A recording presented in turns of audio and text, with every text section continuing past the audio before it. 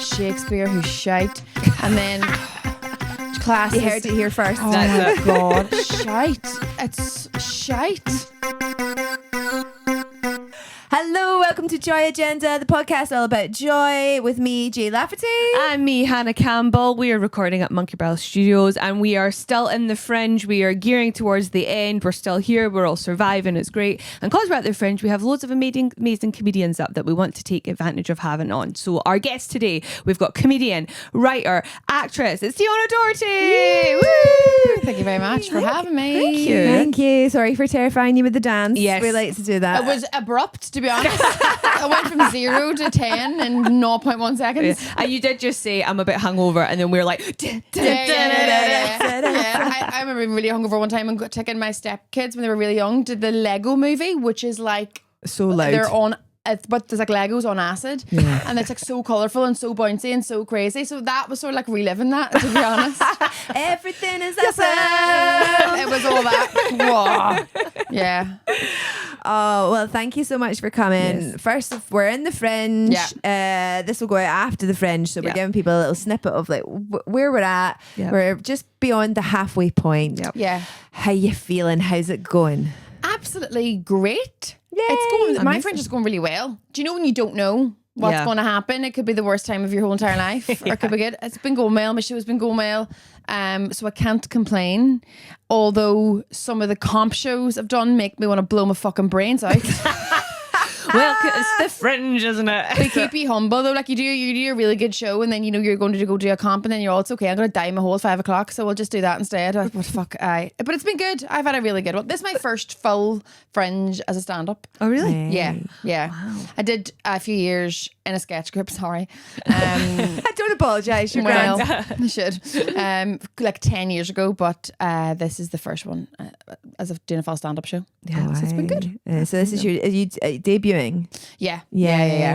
Awesome. Yeah, I And it's know. good to have a good debut. Yeah. I know, it's the pressure though, isn't it? Just like everyone, it's like there's that pressure of it just being your first one, so make it work for you know. Yeah. And I'm like in that frame of mind where I'm like email my agent going, has anybody been knocking on the door yet? And like, what are the opportunities that are coming my way? You know, you just like, you leave going like, you know, if you do a good run, surely you'll be on Taskmaster next week. Do you know what I mean? It is. It's a strange beast to be inside the Fringe. And I always remember like Elf Lyons, who's been on the show before, saying, you know, she won an award. You know, she's won things, and it's all this excitement in August, and then September comes, and you're just back to your normal job, and you know your gigs and everything else, and you know you buy into that it's going to be a life-changing experience, and it's not. Yeah. But it's like a vortex being at the Fringe. It's a weird thing because I've flown home twice for one day. I've had 2 days off, so I've flown home for 24 hours twice. You're in the door 30 seconds and it's like you were never in Edinburgh. Yeah. It just feels immediate, like you've just been back at home. Like Edinburgh feels like a different planet. Yeah. And then you come back to Edinburgh within 30 seconds, it's like you're straight back in that weird Fringe mode, and at home doesn't exist. Yeah. You know what I mean? Well, no, it's different where you live here, and it's like, you know, but it's weird to go away from it, come back, and it's still so crazy, you know? But even like living here, I find that because it just completely engulfs you, because your normal routine is, you know, you're home late a lot of the time, so you're not seeing the people that you live with. Like, so it's such an all-encompassing Do you thing. enjoy it, even though you're from here? Yeah, I do. I do really enjoy it. Yeah. It's like, it's nice because you get to meet people you obviously haven't seen in ages, and you meet all this stuff. And it's such a bonus to be able to like go home to your own bed. Yeah. And you can escape that little bit of craziness, and you can have a bit of normality with your own stuff. Yeah. Like my poor friends that are like, you know, having all these gigs and going to like student accommodation. I know. I'm like, you poor bastards. I'm off I'm to in my student bed. accommodation. Are you? How is it? Oh, it's great. Oh, okay. I think it's great. The one I have, I'm like, these fucking students don't know they're born. Very different from what we When I have. was a student, Jesus, there's like, it's like they've cleaners come in and clean the place and give you new bed sheets and new like towels. You don't have to do any of that. Like, and then they go and do your dishes. Like, not every day, like, you know, but it is, I think it's great. Absolute fortune, obviously. Like, you get ripped off massively. But that's the good thing about being from here is you're like, I'm not getting ripped off in August. Yeah, that is the truth. I was just saying to producer Ewan over there, this Fringe I felt very long. Like it's felt incredibly long, and I don't know if it's the heat or like the buzz around the whole Oasis thing or like what it is. But I mean, I got to the first Wednesday and I'm like, sure, you're joking. It's on the first Wednesday. Surely we're halfway through. Then aren't you doing like a mad amount of gigs? Yes, she does. Yes, crazy. I'm halfway. I had in the diary 74 gigs. I think it's now up at 76 or something like that. I don't know, no idea. That is insane. And yes, I'm about halfway through. I have no idea how many I've done, but I'm about. We're halfway through. We're just over halfway through, so I'm assuming I'm about halfway through these gigs. But yesterday I did 6 gigs or something. What? So and today crazy. I won't be home. I mean, this is what I'm finding really difficult is that it's that way of like I'm having to say, is there any point in me going home for half an hour by the time I get back in and back out? And I've been spending a fortune on parking this year because I thought I'm just going to bring the car in because then at least I can get home for an hour and spend time with my little boy. And my mum and dad live with us during the Fringe, which I'm very, very privileged to have them in their good health and very excited to be with their grandson all month. So he has the stability and stuff, but it is now getting to the point where I was walking him to school this morning and he went, "Is this nearly over?" Oh, I was like, "Ma, there's still 12 days." And he's like, "How many is 12?" I was like, School in August? Yeah, so our schools finish at the end of June and go back. They went back on Wednesday. yeah, early. Jesus, why is that? Oh my God. Yeah, My daughter's off like another 3 weeks. Yeah, but you guys didn't finish until when? Like the 25th of June. Oh, really? Oh, that's quite a long Oh, holidays. that's a really long holiday. Our summer holidays are like 9-10 weeks. Oh no, Oh, ours are God. only 6. That's crazy. 10 weeks, that would kill. There'd be Scottish mammies doing time. That's what I mean. It's so long. But then maybe you do longer at other times. Well, I'm sure it evens out. Yeah, I mean, also in Edinburgh, the schools only do a half day. So kids finish school at half 12 on a Friday. Oh, everybody, Just every age in group. Edinburgh. Every age group, But just yeah. Edinburgh. Just in So Edinburgh. I was not from Edinburgh, so we never did that. Yeah, we didn't do it where I was from in just outside Glasgow. But in Edinburgh, the kids only do to half 12 on That's great.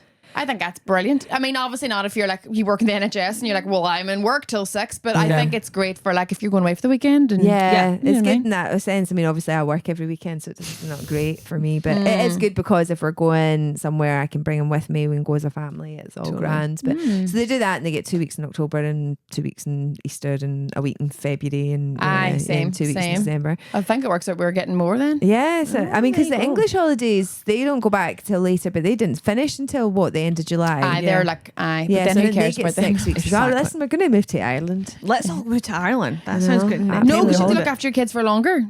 That's not true. what we're after, is it? I'll go back to teaching and move to Yeah. Ireland. Did you teach? I did, yeah. What did you teach? Drama. Yeah. That's not teaching. It fucking was. No, I did a drama degree. Yeah.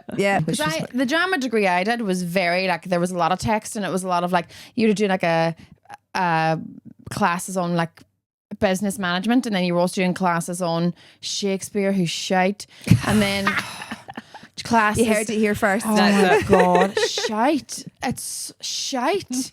So overrated. What the fuck? No one talks again. No one wants to listen to anybody talking again. I just think, oh, shite. Anyway, I have no interest in ever seeing a Shakespeare play or being in one, so I don't mind. But our drama degree was, I feel like it was a pile of piss. I remember in the very first day, and our drama degree teacher being like, this is not Fame Academy. This is not a vocational course. Nobody here would probably end up being an actor. And I was like in the back crying, being like, what do you want us to do then? Off to a strong start. Yeah, why am I here? Why am I I know. here? It was like, you'll probably work in like stage management and do lots of things in the theatre, but you most likely won't be actors. The statistics are against us all. And I was like, So basically, we're going, you'll be like me. You'll be back here telling these kids that in bitter 20 years. and angry. And I remember very early on in my drama degree, we were doing, like, it must be like in the first couple of months anyway, we did this exercise in our class. We had to be a bag of sand. And you literally had to stand there as a bag of sand, and the tutor was like, the grains of sand are being released from a hole in the bottom of the sack, and you have to just become less and less because as the sand escapes the bag. And it was like, who could do it the slowest would, I don't know, be the best actor. And I was like, you just want to sit down and ignore us for a while. That sounds like they're phoning it in a wee bit. Isn't it? Like, let's go sit down. There's always fucking sand. I'm just slowly. Excellent sand. Yeah. I used to have a joke because I had a These similar idiots. experience, but it was being a tree. Aye. And I'm like, you're blowing in the wind, and you think of your leaves, and then it's autumn, and the leaves fall. Oh, fuck off. I just think it's so wankery. Yeah. Like there's no, like I remember workshopping a play one time and the director made me behave like a cat the whole day. What? And I was like, I don't need this in my life. I'd rather not pay my bills. But it's also, you as an actor, like one of these things, and it wasn't common when I was working as an actor and doing my drama degree and stuff. But this dramaturgy is utter wank bullshit. What is dramaturgy? It's this like, so I did a play when I was pregnant actually, and the director she was very into the dramaturgy, and we started rehearsing the play. It was for the Fringe. We started rehearsing the play in like the May, and right into like up until July we still hadn't done any of the text of the play.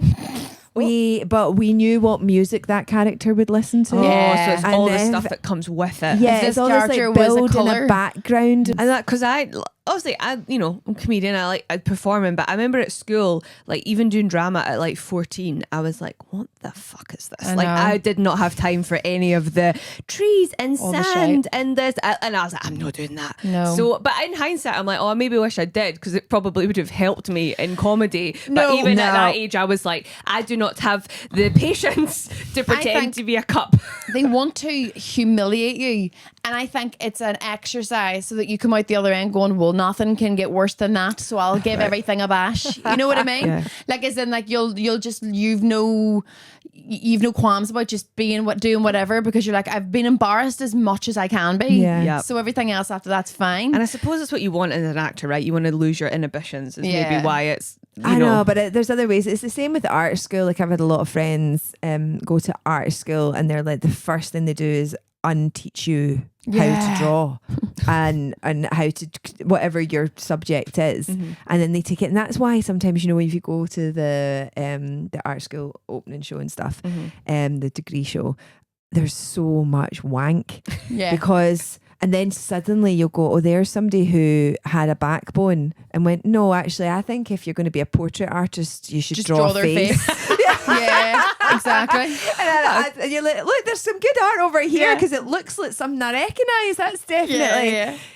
I remember doing an audition though before for a director, and it was like, so I did say it was a monologue, and then afterwards, and I just think they're bored at this stage. Maybe it was at the end of the day, and she was like, now do it again, and every line becomes a new childhood memory infused into that line. So one could be like a frightening memory, and then one's a loving memory, and then one's a happy nostalgic memory, and then every single line I was like, and I had to do it because I wanted the work.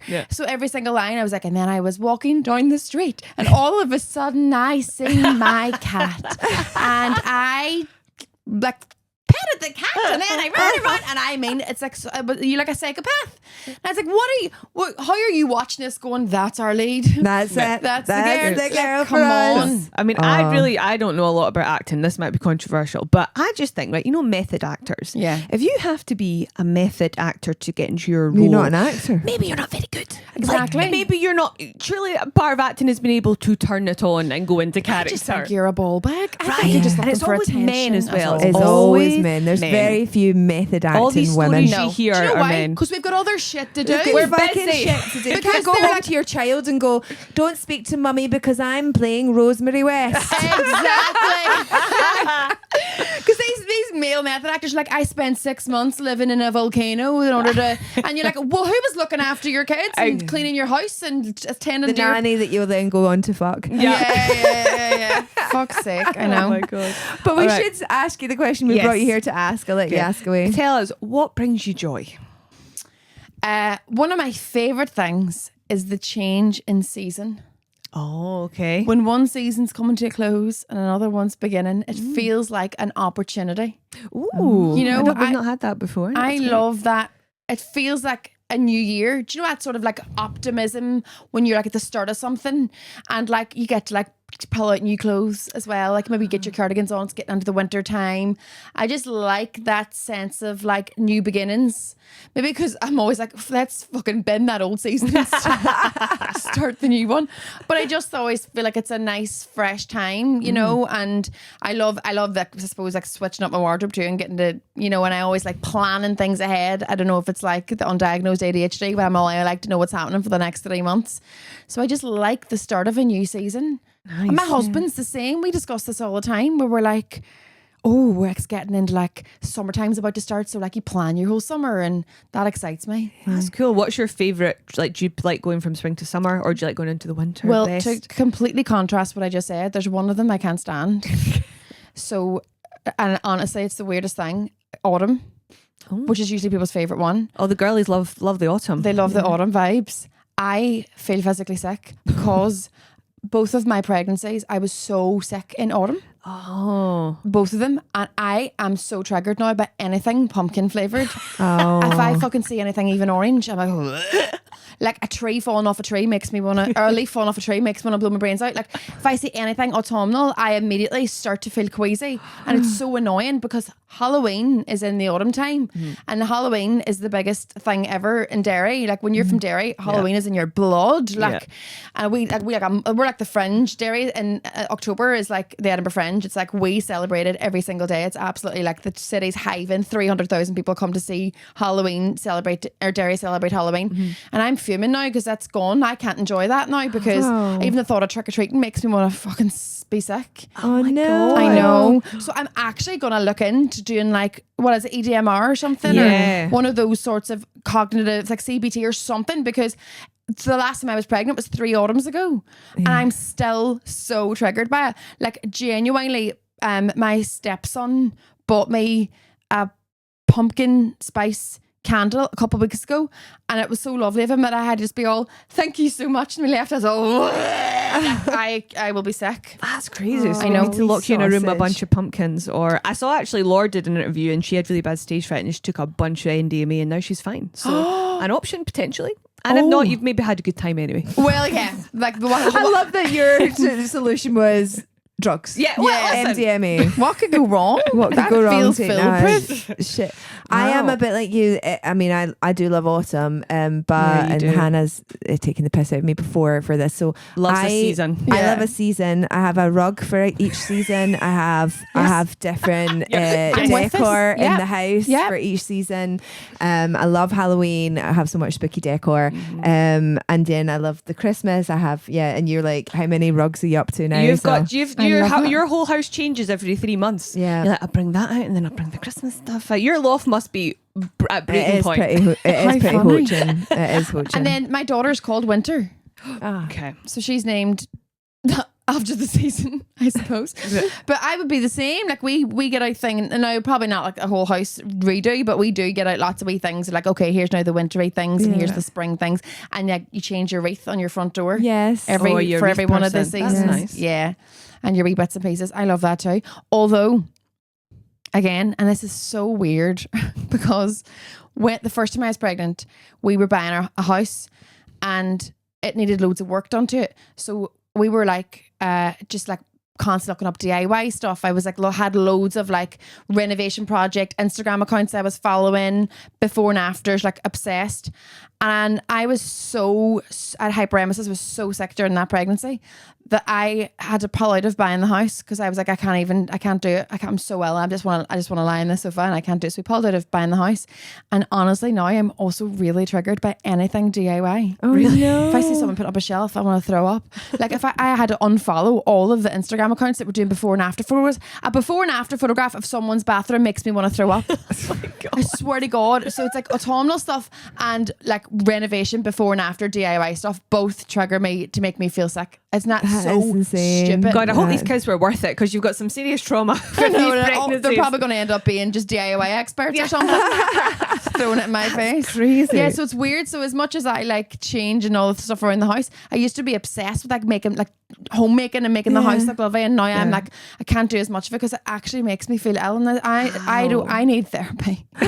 I think. So did you have hypergravitas? Hyperemesis. Yeah. My best friend Julie had that with both of our pregnancies, and she was pregnant at the same time as I was with my wee one, and I felt so bad, but it was such a strange thing because I had gone through so many years of IVF and it was like 10 years and all that, and all my friends were so excited, and I feel like Julie was like, I'm not. She said the first time that she was pregnant, she was like moaned because it was horrendous. Just in the second time, she said, I was so aware that you were having this joyful experience. She's like, and I couldn't fucking sit up. And she had a 3-year-old by this point as well, which made it horrendous. But she was like, it was quite good for me. She says, because I thought I'm not putting anything money on the group chat because she's like, I didn't want to steal your like happiness. And it's such a good friend. And then it turned out like, so she was having a C-section, so it was planned, and it turned out that her C-section was planned on the day that my son was to be born, and she never told anybody because she was like, I didn't want to steal your thunder. And I was like, but it's your thunder too. You're having another kid. Like, no, if that was her first one, she would probably wouldn't have done that. But when it comes to second, you're all, I don't give a shit. Do you know what I mean? Well, she was sort of doing a few, but she also didn't give a shit herself. But it was so weird because I kind of knew, in my own head, because I thought she's gone awful quiet. And we knew we were due around about the same time and everything. And I was like, I bet she's gone in today. I bet. And like he wasn't born until the 9th, so it was like it was June the 7th. I was just in labour for a long fucking time, and yeah. So then eventually I texted her. I was going, "Have you had the baby?" And she's like, "Yes." And I'm like, "Well, post. Tell us." I was like, "I knew. I knew." Oh my god, what a brilliant friend! I know, she is very good. That is friend. really lovely. Yeah, that's so nice. So but that's with her second, but I had it with both of mine as well. That's rough. Really, and it was funny because I remember the first time I'm being so I had hyperemesis, but I couldn't actually throw up. So you can have it with you're just extremely nauseous all day every day. No medication works. So it was all day every day. I was just green, and up until the day of like the whole 9 months as well. Not even like doing normally like 4 or 5 months. Then the whole 9 months. First time round, it was during COVID, and I was like treated like a princess. My husband was like, you lie on the sofa and you just take your feet off, the weight off your feet, and just like, you know, it's grand. Second time, and he was all, can you get up because another child needs looked after? And I was like, there's no sympathy for the second pregnancy at all. First time out, it's like, you know, cute. Second time out, it's like, no, this is hard work. Nobody, get up. Yeah, I don't care if you're like, gonna vomit. Literally, like, are you still sick? Because I would just fall asleep with a drop of a hat if I was sitting down for longer than 2 minutes. He'd be like, get up, things need done. Oh. Sake. That probably leads us on quite nicely to Jay's joy killers. What kills your joy other than autumn and DIY? Yeah. What kills my joy?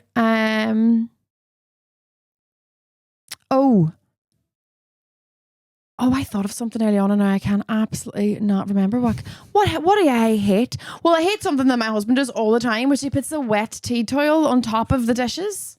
Oh yeah, that's Do you like the one you dry your hands with? And he'll like drape it over the drainer. Where the dishes are on it. And I'm like, you're that's like a gremlin. Yeah. That's What's the logic? I just think he thinks that's where it goes. Is that where it went in his house? Have you been round? Have you seen where his mother puts it? Yeah. She whips the back of his legs with it. And I'm like, do you know when you like marry someone, you live together, and then there's the wee things at the beginning of your relationship that you find cute, and then after a while you're all, don't be doing that anymore. Do you know what I mean? I've told you. Stop doing that. What kills your joy? Oh, so many things that I've shared on here. What is currently killing my joy? Sorry, I have another thing. Oh yeah, go. When kids do peace signs and photographs. I think that's so cute. I hate it. Why do you hate it? I stop my daughter I don't let my daughter do it. I hate it. I hate it with a passion. I just think you've been on YouTube. That is exactly what it is. Weirdly, my mum was sitting last night and she was going through. We've got a local paper from where I grew up in, and it always has all the twins. So it's like all the twins in the town on the first day of school. And she's like, "Oh, less twins this year." She says, "Only 16 load of twins." She's like, "Last year it was like 27." She's like, 16 load of twins, and there was these two little girls. She was reading all the names and everything, and there was these two little girls, and one of them was like, And I was like, oh, she's been watching YouTube because she's only 4. Exactly. My daughter, she'll do it too, but she doesn't watch YouTube. So she's getting it from somebody in her class who does watch YouTube. And whenever she does that, I'd be like, no, Winter, don't be doing that. And she's all, I'm killing her joy. She's like, she just puts her wee hand down, and do you know where she sort of like, it sort of starts to jerk back up. She's so like, she's trying to hide it. Yeah, like. and then she'll like maybe down here with it, and you're all, stop trying to get it in. I hate it so much. I hate when adults do it, but I hate when kids do it even more. So are they picking it up from like American YouTubers? They do this all the time. Right, like, okay. And then there's another one. We were actually talking about this with the stand. I was talking to the Gen Zs, hanging out with the Gen Zs, and they were talking about there's like a new thing. Is it like this? What is that? Or this? Asshole. What's this? Well, that's what I was like. I said, well, we used to do that. I can't. What was it we used to do? Go like that, and then somebody would. Right there, yeah. And so it's something like that, and then they were all doing the heart thing, which is fucking mental. This here one, this weird heart. That? Or well, some of them do it like it's like with these ones. Yeah, with their different. If you see the Wednesday Addams posters. Works. Yeah, there's the girl doing the heart in it. They do it backwards as well, so their thumbs that's are the top, showing off. What is going on? We don't need to have more than one way. This has worked for decades. This is fine. Do you ever see the video of whenever they ask like people from or say like people who are millennials, and then they're with their like Gen Z kids, and they're like, do you have a phone? Yes. And we would automatically do this, and they would do that and hold the phone like that. Yeah. Or there's a couple of other ones. What do they ask them to do as well? There's a few. Yeah, I've seen those ones. As in like taking a photograph, and we would go like, and then they go. You know what I mean? That is very odd. And there's also with the native, like where they'll go with the words as well. They're like, oh, if something is good.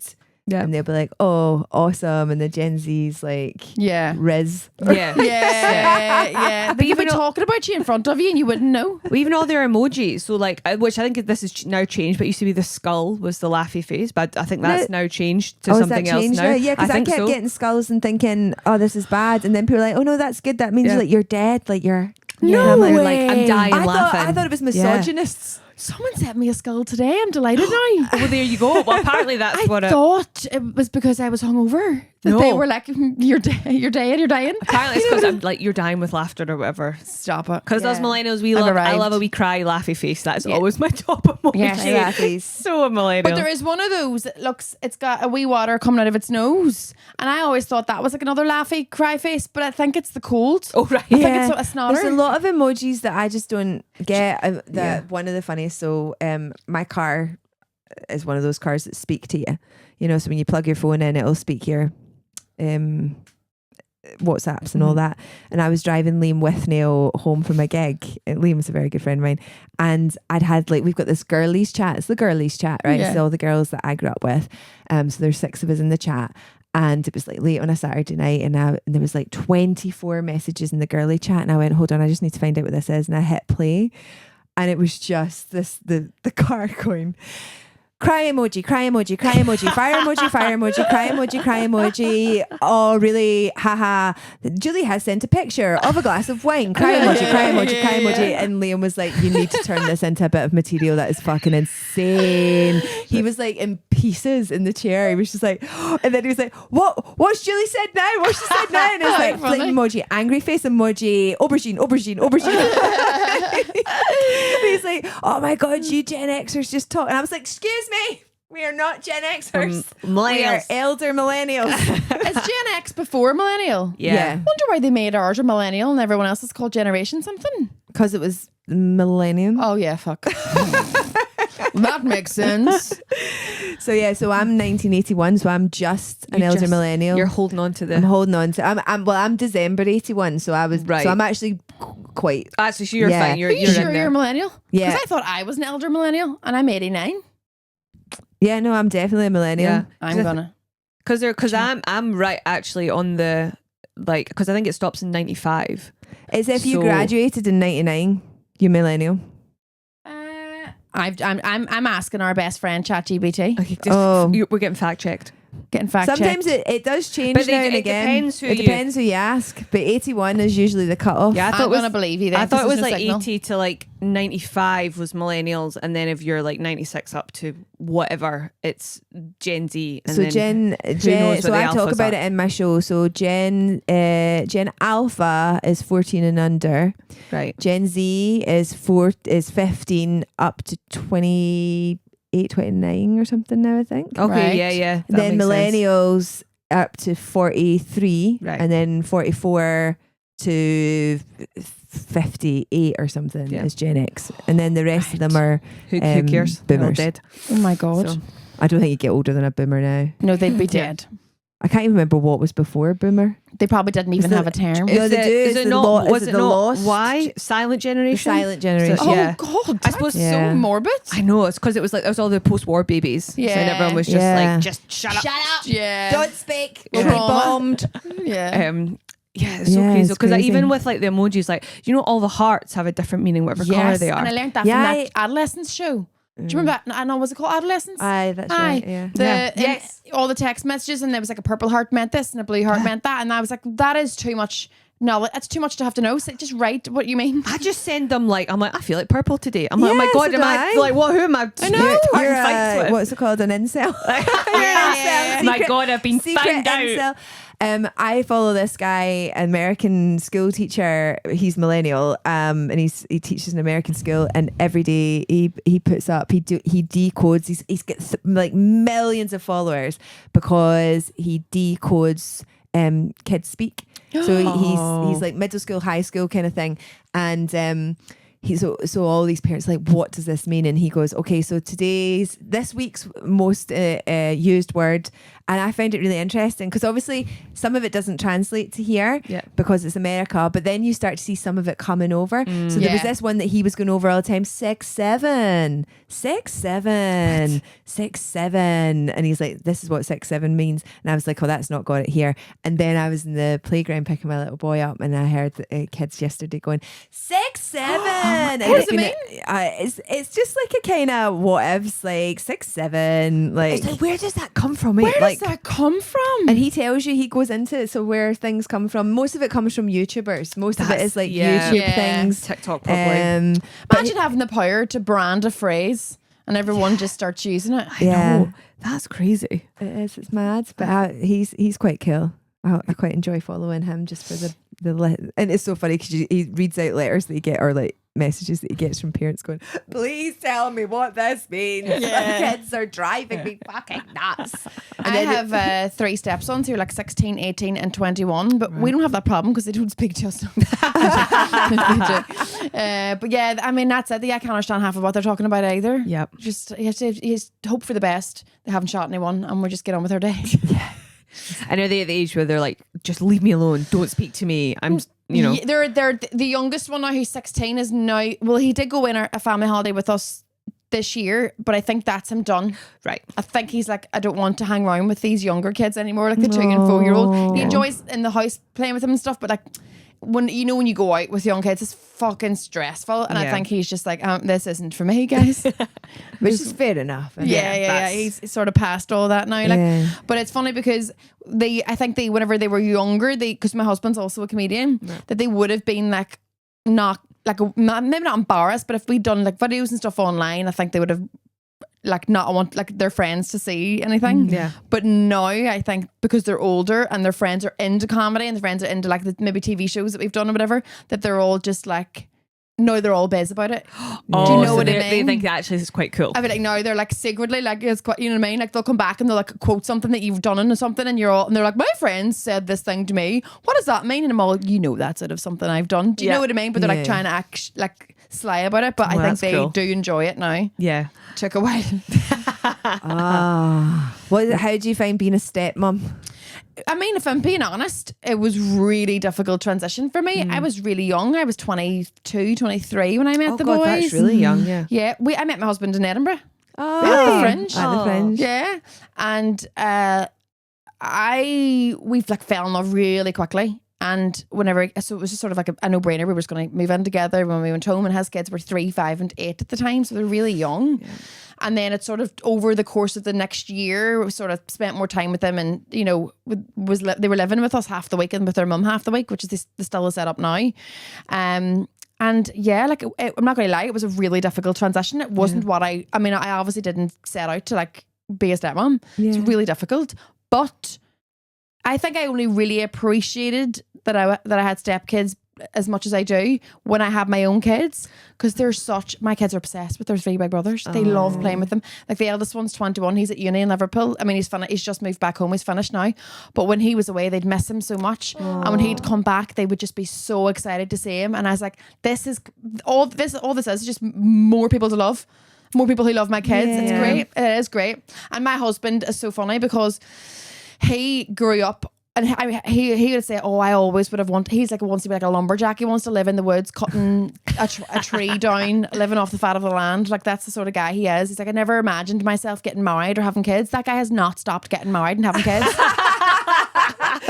It's like the one thing. Yeah, like, you keep marrying people, you keep having children, but you stop. Like, if he's like, it's not. He wanted to be on his own somewhere. Oh my God. But now that this is his life, he's like, he loves having a big family, and we keeps thinking, like, imagine whenever we're like older and all our kids have kids, like Christmas is going to be unbelievable when everyone's over and there's like 30 people in our house. So I think he thinks it's going to be like Home Alone, and I was just like, you know what I mean? I was listening to Joe Woods, Ronnie Wood's wife, or ex-wife, I don't know if they're still together or not, can't remember, and she was going on about how she's got 10 grandchildren, and she was taking them, she was on the TV and said, we get 10 grandchildren, taking a lot of them to Portugal this week, just me and Mo. And I was like, imagine your granny was Joe Woods. I know. Yeah. And there was 10 of you going to Portugal as well. Portugal, I know. Madness. Do you think grandparents, well, maybe parents, I don't think parents do, but do you think grandparents start to give less of a fuck as the more grandkids they get? Surely. Like, I think the first one, everyone is obsessed over. Yeah. Even the whole family. I remember my first niece being born. Jesus Christ, I was obsessed. I hate her now. No. But you're obsessed, and I was like, I swear. And then the pandemic hit, and I remember being so upset that I couldn't see her because I was just upset. I'd seen her like most days. I loved her so much. I still love her. No, but then more nieces come along, and then you have your own kids, and you're all, you know, I love you on an equal level as all other nieces and nephews now, but you're so obsessed with the first. Now I was thinking about, because my husband's eldest son is the first grandchild, right? And then like his brothers have all had kids. I think there's 10 grandkids as well. So, but we have the last one as well. Right. So we have the first and last grandkid in our family, and they do love the older one far more. No, they don't. But they just spend more time with them. Of the new generation, right? Because it's like the first one, and then surely by the time you get to like the 10th one, you're it's another kid. My granny had 18 grandchildren. 18? Yeah, she had a lot of kids. Oh my God. My my in-laws are both one of 16 siblings. Yeah. So my mother-in-law is one of 16, and my father-in-law is one of 16. So they have their parents would have probably about 50 or 60 grandkids. Irish families for you, Irish Catholic families. Nobody can find a condom. We loved a shag, and the Pope said no. Yeah, right? So it's insane. It's like the stereotype is real. Oh, it's so true. It's how can you keep track of that many people in your family? Well, it's a very impressive thing my mother-in-law can do, because you set a timer, and I think it's something like 2.6 seconds. She can name all 16 of her siblings in a row, in chronological order. She goes like, Barbara, this is Mark's, and she's like through them all. Wow. And she even includes all the ones that are dead, which is very nice of her, I think. Yeah. Fair play. Oh my God. Should we move on to the last little thing? Last little segment. That is a gorgeous photo. Oh, thank you. This is my Hannah's headline. So I just like bring in a story that I've seen or something that I want to chat about. I feel like I look like a news reader here. That's why the picture is there. Cool. So I've seen, this is maybe the state of the world that we're in at the moment. So the government is turning to TikTokers to advise on cosmetic surgery. So many people are going to Turkey and getting turkey teeth and turkey hairlines and all that they're having to get TikTokers to be like, hey guys, please don't do this. Or if you're going to do it, can you, because people are these going to unregulated places because it's so expensive to do it here. Yes. And people are getting all botched. So I remember this with IVF as well. Well, yeah, because they did this. So really thingy for I mean it still is, particularly if you're over 40, to go and get your IVF in Greece or Turkey, because they had a higher age limit. They've got a higher age limit, and they kind of seem to get better results for older women. And they'll do things like they'll just fucking fill you up like a bloody what do you call it, a gumball machine. Like, whereas here you're only allowed 1 egg or 2 eggs if like you've jumped through all their hoops and everything, whereas in Turkey they're like, fucking shove them all, another one in there, these ones aren't even yours.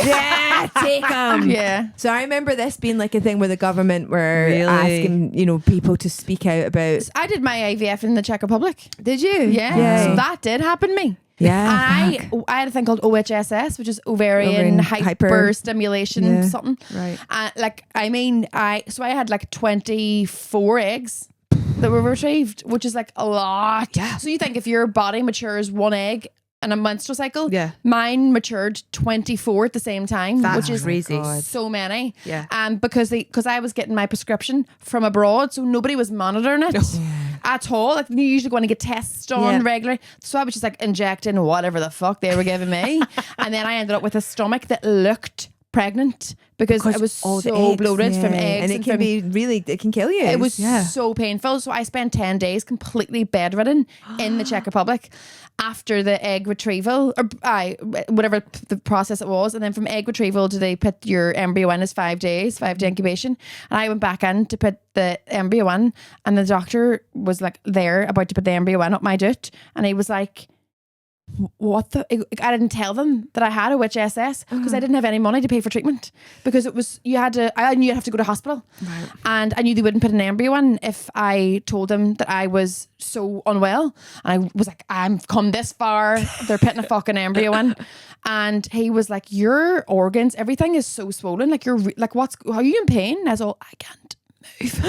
And he was literally there with the embryo. You can't put it back into the freezer. So he was like, I'm just going to put this in and we'll see how it goes, but this probably will not work because you're so swollen inside. Like, all of my ovaries were just like, they had gone from like whatever size they are to like watermelons. Like, it was insane. So bad. It didn't work, obviously. So it didn't work that time. But I was like, what? No, I was smug because I had like 11 embryos. So I was like, we're here, put this one in. I do have 10 more. I'm in a good position. But I don't remember anybody online warning me about that. It is crazy. I just I did all my IVF here, which I was very lucky to be able to do. I had the opposite to you. I had like no eggs. The most I ever got was 3. But that's a load of people, and I have a lot of friends who have great success from going to Greece and going to Cyprus. And it's the same with the cosmetic surgery. Like, you see a lot of people that get amazing boob jobs and stuff and everything, and it looks great, and they've literally sometimes a quarter of the price abroad. My friend got a boob job in Turkey, and it's great.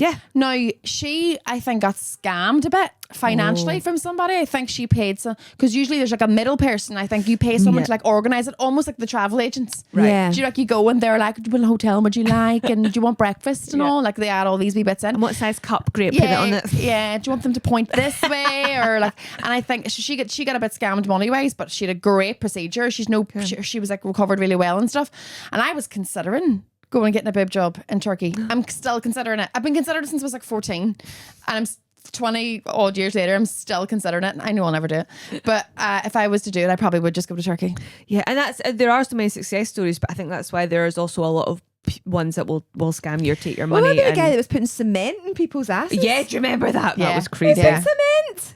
Fucking cement. Yeah, I mean, and I think it's when stuff goes wrong when it's dangerous, because it's very much like you fine, like send you back, like they don't care. A lot of the places, so they just want to get you and get your money. People that buy Botox off the internet. That's like, you don't know what that is. But also, isn't it funny how like you see those stories about people who go in, like they go to Turkey to get a boob job, and they end up, there's a spanner left inside them somewhere. You know, because spanners sewed up inside their liver, and they've lost half their spleen because someone sold it in the black market, and they don't know. You don't know. Yeah. You know, we've no idea. But that is a big thing, selling organs in the black market. Yeah, it's huge. It's a big thing. That was like, I had a bit about that in my show, the last show, Bahuki, about how in the 90s we were all terrified, like, because there was all the thing about you'd wake up in a bath of ice, you'd go out dancing. That was like a thing that was happening in the late 90s, early 90s. It probably happened once. And Yeah, then probably. And people would, you wake up in a bath of ice with a phone beside you, like saying that, oh, you've had your kidney taken, and phone an ambulance when you wake up and all this sort of shit. And we were terrified of that, of a kidney smuggling. That's an amazing movie. Even that, just waking up in a bag. That's a great opening for a movie. I'd watch that. Terrifying. Yeah, Terrifying. I'd audition for that. With all the different emotions. Yeah. Now you're happy about the kidney. Now you're sad. It's Now an you're opportunity. scared. Exactly. It goes from drama to comedy to horror. Diona, tell us where can people find you if they're looking you up? This will go out after the Fringe. Yeah. So Sorry, where terrible can they find promotion you? for the Fringe. That's okay. The at Diona Doherty Comedy is where I am online. Yay. TikTok and Instagram are the places that I be. I will be announcing. It's just the watch. We just finished. No. I will be announcing a new tour. I think in September time, if this is out around then. So Yeah. that's where I am. Awesome. Amazing. And are you going to be back over here for the tour? Yeah. I'll probably come back to Monkey Barrel, I'd imagine. Nice. Yeah, I love Monkey Barrel. It is a great old shout. It's really I good. love coming to Edinburgh and Glasgow to do tour shows. It's just like being at home. Like everything translates so perfectly. You know what I mean? I think it's the best audiences. I really do love performing in Scotland. Awesome. Amazing. Great. What about you? I was just about to ask you the same thing. I'll say where I'll be. Just follow me on Instagram at Handy Campbell. I'll be dotting about. I'll be doing some gigs, stuff like that. What about you? I'm pretty busy after the Fringe. I'm all over the place. I'm in London in September down at the Comedy Store. I am at all of the Glees. Oh. I've basically got a big run of Glees from October through November. So I'll be in Cardiff and Birmingham and the new one in Leeds and Glasgow. And yes, I'll kind of be all over the place. I'm basically away every weekend from the end of September onwards. And I'm on a tour with the Gilded Balloon. That is mid-September, and then the Gilded Balloon one's in October, and I'm on a tour with DH Promotions in September. Amazing. So I'm feeking everywhere. You're Just everywhere. look up on the Instagram And also, I'm in the new series of Blue Lights, and that's out in September. Do the police drama? Yeah. So that's the new series out in September. and Oh, I'm in that. exciting. Watch that. Everybody watch that. Everybody watch that. How exciting. Thank you so much. Thank you for so coming. much. And sharing your joy, and we will see you guys next week. Bye. Bye-bye.